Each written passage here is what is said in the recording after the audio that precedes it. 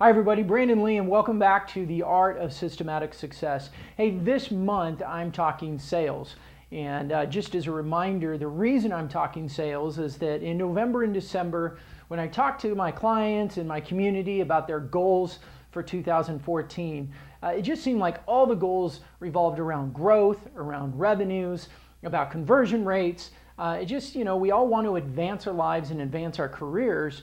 And the best way of doing that is increasing our sales. We make more money, we can hire more people, we can do more things. So this month is all about sales. What I'm talking about today is about answering objections and planning for your close. And the best thing that I can say in looking at dealing with objections and the fear of going into a close is to go into it realistic. And what I mean by that is that buyers are skeptical. There's so much information out there. We are all so easily accessible that we get hit up to buy things all the time. I mean, everything from walking out of a grocery store. One of my biggest pet peeves is you can't walk down a mall anymore without the carts in the middle and somebody wanting to put lotion on my hands or give me a head massage or something. It's like, I'm not there in your, going to your cart. Don't try to sell me something. So we're all inundated with sales, personally and professionally. On the professional side, your emails, your social medias, your LinkedIns, you're constantly being hit up. So buyers are skeptical, just as you are skeptical. So go into it, first of all, knowing that they are going to be skeptical. They are going to have objections, right? Every successful sale, conversation, or presentation has to have objections. I mean, think about it. When have you ever gone into a sales call that they had absolutely no objections, no questions, just everything was happy, happy, joy, joy, and at the end of it, they signed the contract and you walked out? It's just not realistic. So you go into them expecting that and being prepared. Now, a key thing that I have used over the years that has served me well in being prepared for those objections is what I've learned from Brian Tracy over the years about the law of six.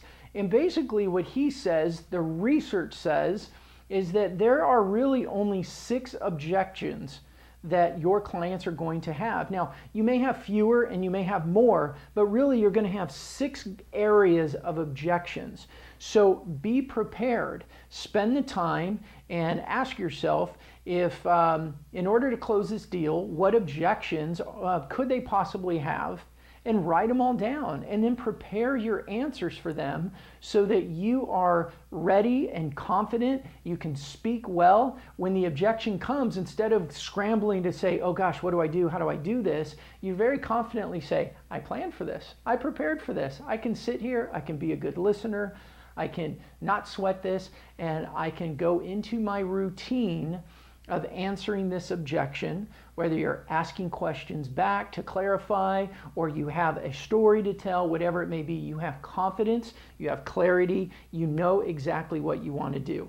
Now, that brings us into the next step. As you go through a sales process, a conversation, a presentation, you know your values, as we've talked about already, and now you're prepared for objections and you're answering those as they come up or whenever it's appropriate for you to handle the objections.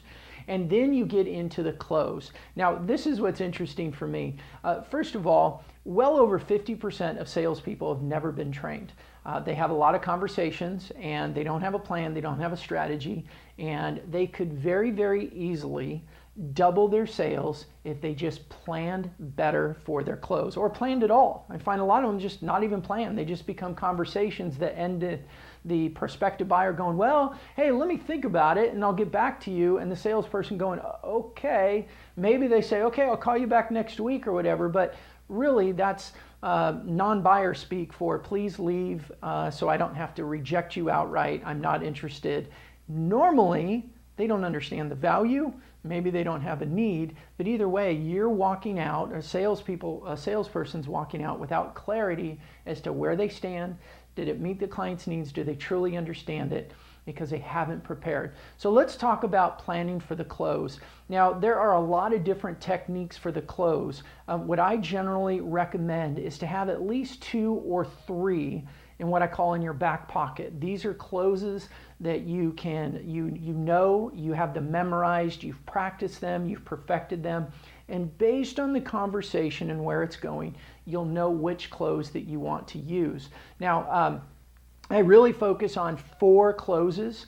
Like I said, there's a lot more, but I focus on 4 closing techniques in my training. I'm going to share one of them with you today, which is usually my favorite, and it's the assume the close technique.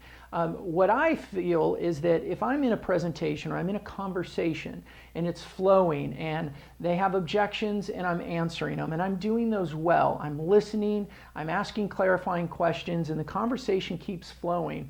When it gets to a point where I know what the objections are going to be, I've got majority of them answered or maybe even checked off all of them, at some point what I like to do is just assume the close.